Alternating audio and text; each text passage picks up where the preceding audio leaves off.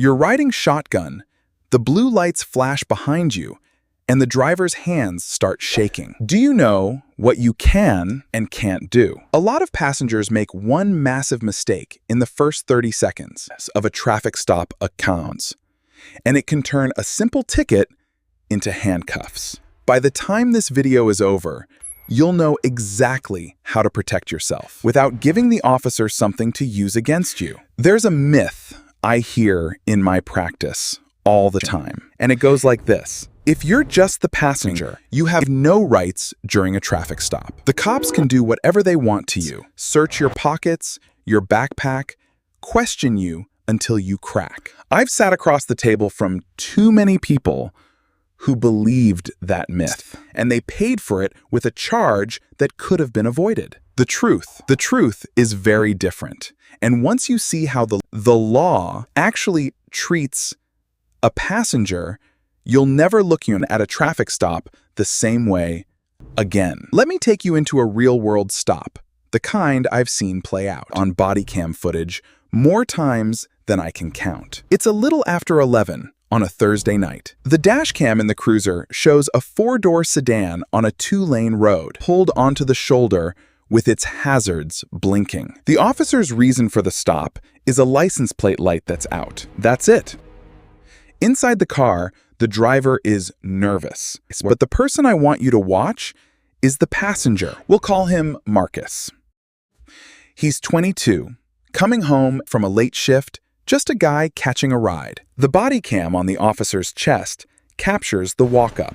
Instead of going to the driver's window, the officer circles around to the passenger side. You can see the flashlight beam cut through the glass. And the first thing Marcus hears is a tap on his window and a voice saying, "Can I see your ID too?" Right there, the myth kicks in. Marcus thinks, I have to hand it over. I'm a passenger.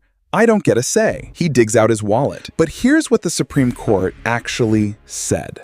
In 2007, in a case called Brenlin v. California, the court made it clear that when a vehicle is pulled over, a passenger is just as seized as the driver. That means the Fourth Amendment protects the passenger from the moment the lights come on. Marcus is not free to just get out and walk away. And because he's seized, he has standing to challenge the stop itself if it was unlawful. But that doesn't mean he's powerless or drowned. Not even close. The myth pretends a passenger has to obey every single command like a robot. The reality is that you have a bundle of rights that start clicking in the second that window comes down. The officer glances at Marcus's ID and then asks, "Where are you two headed tonight?" This is a pressure point. The body cam audio picks up Marcus's voice shaking. It's a little as he says, "Just coming from work, heading home." The officer nods and follows up with, "Anything in the car I should know about? Any drugs? Any weapons?" Marcus shakes his head and says no. In his mind, he's just being polite. In a legal sense, he just handed the officer a conversation that will never help him and absolutely can hurt him. You need to understand something that doesn't get talked about enough. During a routine traffic stop, you are not in custody for Miranda purposes. The Supreme Court drew that line in Berkemer v. McCarty. An ordinary roadside stop is not the kind of coercive environment that triggers the requirement that an officer read you your rights. But you still have a Fifth Amendment right to remain silent. You are never required to answer questions about where you're going, what you've been doing, or whether there's anything illegal in the vehicle. Silence alone is not a crime, and courts have repeatedly held that simply refusing to answer questions cannot be used to establish reasonable suspicion or probable cause. The myth says that if you don't answer, you'll look guilty and things will get worse. The reality is that everything you say is being recorded, and every word can be twisted later. You can be polite without being a witness against yourself. This is exactly where I want to give you some exact words to lock into your memory. If you are a passenger and the questions start coming, "Officer, I'm exercising my right to remain silent. I do not consent to any searches of my person or my belongings? Am I being detained or am I free to go? Those three sentences cover your silence, your privacy, and your immediate status all at once. Say nothing else. Don't argue. Don't explain, just that. Back to the body cam. After a few more back and forth questions, the officer tells Marcus to step out of the vehicle. This is another moment where the myth does damage. A lot of people think, I'm just a passenger. I can't be ordered out. That's false.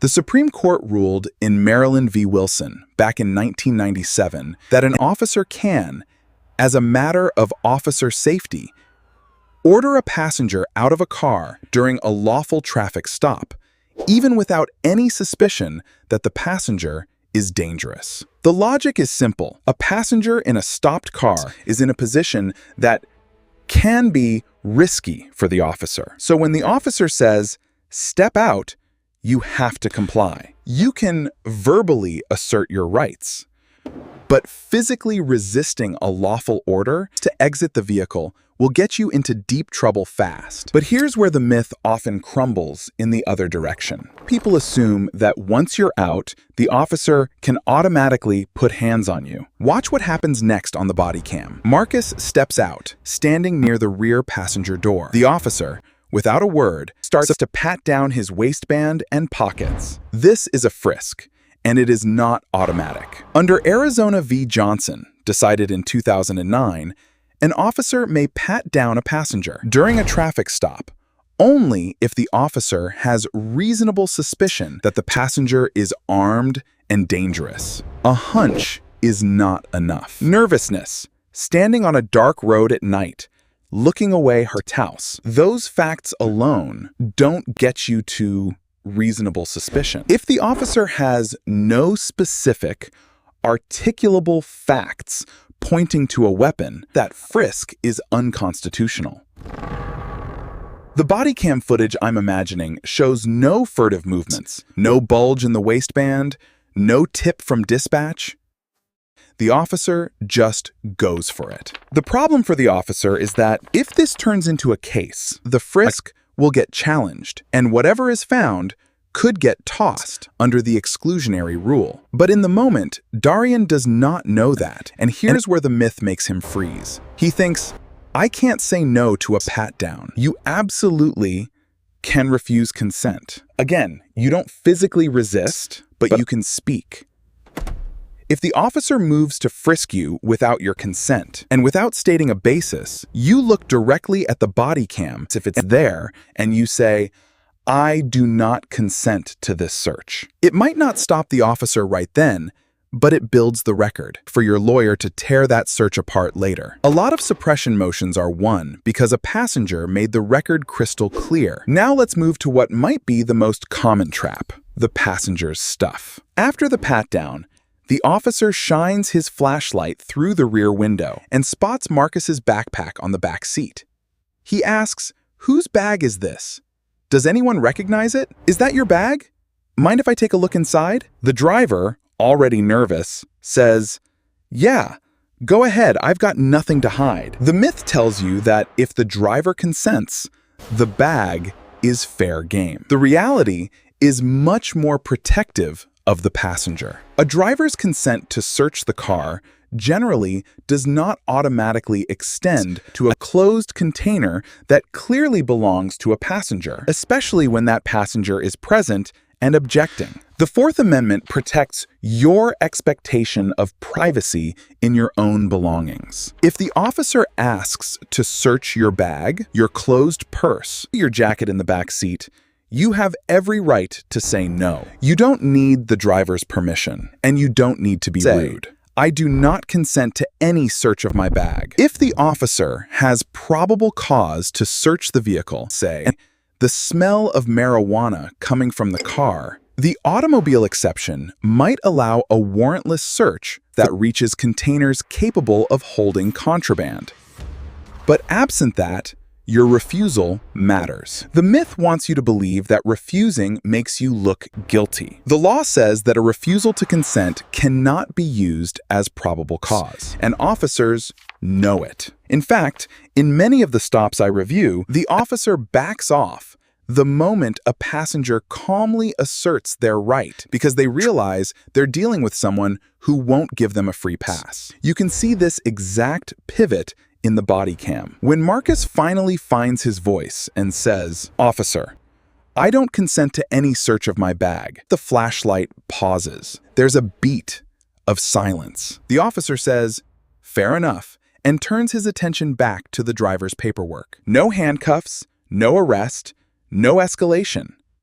The entire stop ends a few minutes later, with a written warning for the plate light. Marcus got back in the car, heart pounding, but free and uncharged. The myth almost cost him his bag, and possibly his clean record. I want to walk you through the big constitutional picture, because it ties all these moments together. The Fourth Amendment prohibits unreasonable searches and seizures. In the traffic stop context, a seizure occurs for both the driver and all passengers the moment the vehicle yields to police authority. That means the stop itself must be lawful at its inception. If the officer didn't have reasonable suspicion that a traffic violation occurred, the entire stop is unconstitutional, and any evidence obtained from the passenger could be suppressed. Then, during the stop, any further detention or search must be independently justified. An officer cannot extend the stop beyond the time reasonably required to complete the mission of the traffic stop. WAJ, issuing the ticket, checking the license, looking for warrants, POM, unless new reasonable suspicion arises. The Supreme Court reinforced that in Rodriguez v. United States in 2015. As a passenger, you're protected by that limit just as much as the driver. The Fifth Amendment gives you the right not to be compelled to be a witness against yourself. You don't have to answer incriminating questions. You can simply remain silent. The only thing you have to do, depending on the state, is identify yourself if state law requires it during a lawful stop. Some states have stop and identify statutes that apply to passengers, but many do not. Know your state's law. But never, ever feel like you have to fill the silence with explanations. Then there's the practical layer that nobody tells you. When an officer asks a passenger to exit, leans in with questions, or asks to search a bag, they are often looking for a reason to escalate. They're not just being friendly. They're gathering information that can establish reasonable suspicion or even probable cause for an arrest. Every word you offer is a brick in a wall that could box you in. The most powerful thing you can do, legally and tactically, is to be polite, be brief, and be firm in asserting your rights. I've seen cases where a passenger who simply said, "Officer, I don't answer questions, and I don't consent to searches," walked away, while the driver ended up in cuffs because the driver talked himself into a charge. This isn't about being anti-police. It's about understanding that the Constitution doesn't vanish when you're sitting in the passenger seat. The system is adversarial by design, and your rights are your shield. Use them. I want to leave you with the exact sequence that Marcus could have followed from the start, the same one I walk my clients through. When the officer taps on the window and asks for ID, you can comply if state law requires, but you don't volunteer anything extra. When the questions start, you say your piece. I'm exercising my right to remain silent. I do not consent to any searches.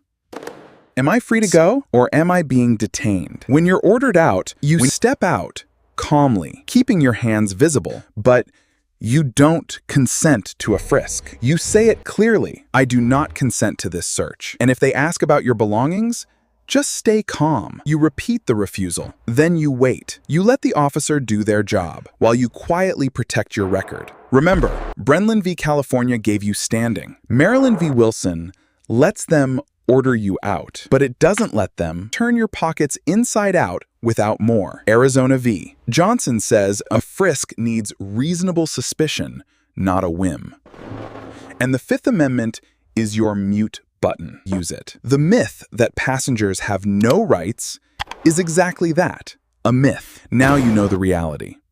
Next time, We're stepping off the roadside and onto your front porch. What happens when officers knock on your door without a warrant and ask to come inside? The rules change fast, and that conversation is one you can't afford to get wrong. We'll break it down, no myths, no fluff, just the law.